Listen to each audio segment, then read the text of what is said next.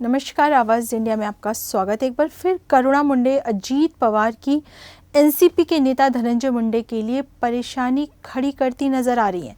करुणा मुंडे ने धनंजय मुंडे के चुनावी पर्चा भरने मामले में कई बड़े खुलासे किए। करुणा के अनुसार उन्होंने जो आपराधिक मामला धनंजय मुंडे पर दर्ज किया था उसका भी जिक्र उनके चुनावी फॉर्म में नहीं किया गया। इस मामले में करुणा मुंडे ने संबंधित चुनाव अधिकारी पर भी मिलीभगत होने के बड़े आरोप लगाए हैं। करुणा मुंडे ने ये भी कहा कि परली विधानसभा की स्थिति को सुधारने के लिए जिम्मेदार नेतृत्व और पारदर्शी प्रशासन की आवश्यकता है।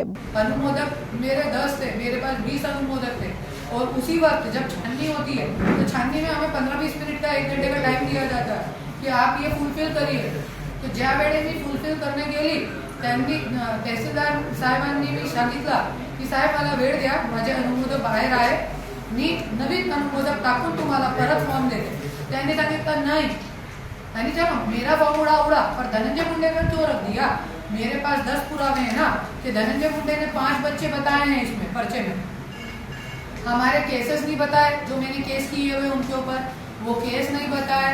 मना करे कि हम चुनाव नहीं लेते, मत लो तुम चुनाव।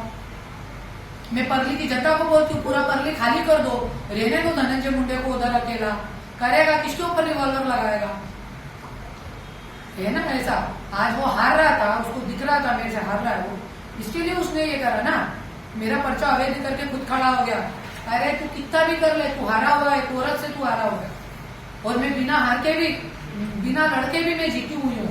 परली की जनता की नजरों में आज मेरी इज्जत है, पूरे महाराष्ट्र में आज मेरी इज्जत है। त्यावेळी मी फॉर्म भरण्यासाठी गेली, तिकडे माझा अनुमोदक उचलून गेले आणि उचलून गेले नंतर तहसीलदारकडे त्यांनी बोलवून घेतला आणि त्यांनी शपथपत्र मध्ये माझी साईन नाहीये असा उत्तर दिला तहसीलदारकडे आणि दंडकशाही करून माझ्या अनुमोदकाला उचलून गेले आणि माझा पर्चा अवैध केला।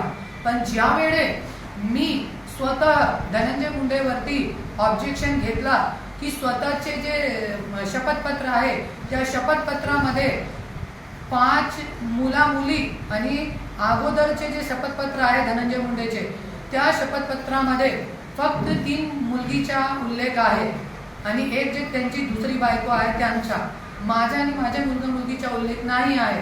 पण आता त्यांनी जे शपथपत्र दिलेलं आहे त्याच्यामध्ये माझे मुलगा मुलगीचा उल्लेख आहे पण माझा उल्लेख नाहीये आणि आमचे जे दोघांचे केस कोर्टामध्ये चालू आहे त्याचा पण उल्लेख नाही केलेला आहे, प्रॉपर्टी लपवून घेतलेली आहे त्याच्यामध्ये। हे ऑब्जेक्शन ज्या वेळी मी घेतला तहसीलदार साहेबांनी माझा निवेदन नकारला आणि धनंजय मुंडेचा पर्चा वैध केला आणि इतकंही नाही वैध केला, कलेक्टर साहेबांनी पण कोई ऑब्जेक्शन घेतला नाही। ही सगळी मिळी जुळी खेळी आहे हे लोकांची दंडकशाहीची।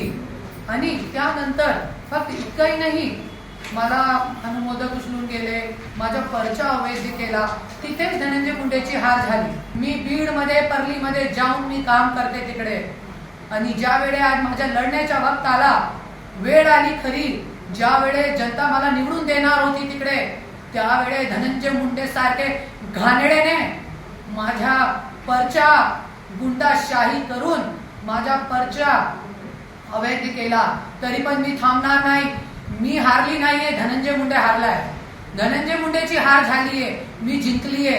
बदलीमध्ये एकटी जाऊन फॉर्म भरलेला होता मी, एकटी महिला असताना आणि धनंजय मुंडे 200 गुंडे घेऊन मला माझा पर्चा अवैध करण्यासाठी आला होता तिकडे पेपरमध्ये, तिकडे तहसीलदारकडे जे निवडणूक आयोगाचा व्हिडिओ होता तिकडे सारे व्हिडिओ फुटेज आहे माझ्या।